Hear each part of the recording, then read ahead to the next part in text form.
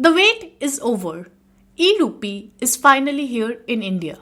A digital currency, E-Rupee is recognized as a legal tender by the RBI.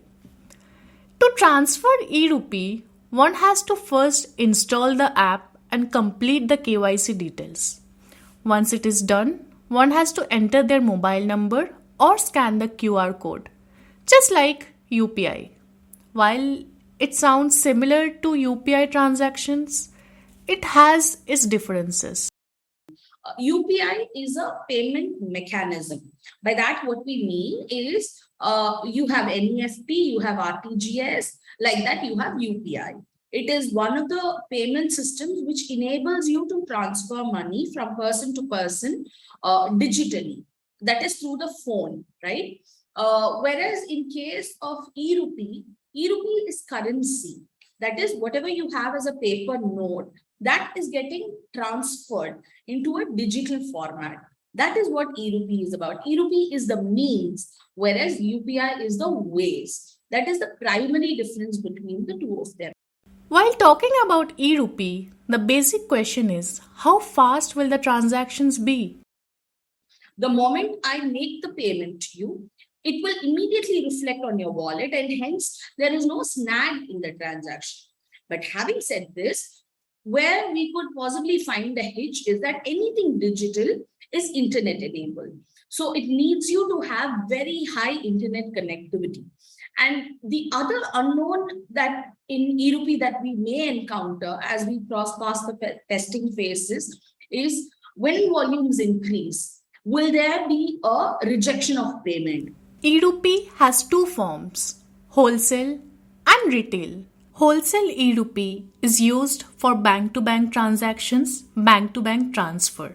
Retail E-Rupee is meant for you and me. Right now, it is restricted to 4 banks, namely SBI, ICICI, IDFC First, and Yes Bank. This is a pilot launch, meaning the developers are still checking to see if there are any issues with the system.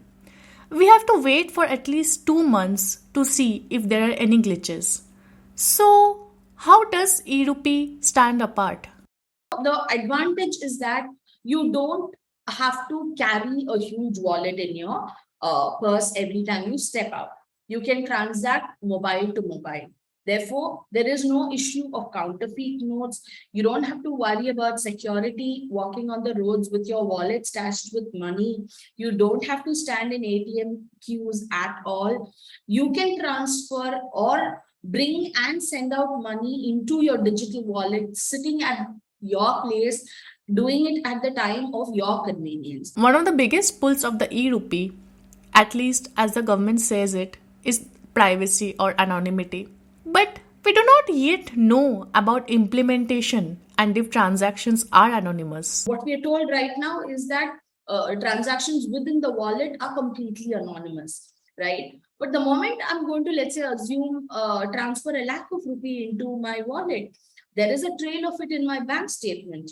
And if somebody has to come and chase me down, they know I've transferred 1 lakh into my bank account. How I spend that 1 lakh, I could be questioned, right? So that threat is always there. And we need to see how well the RBI really addresses this particular point.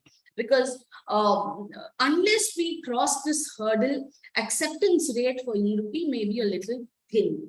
Another reason why people may be hesitant is because any transaction does leave a digital trail. You cannot have a completely anonymous transaction.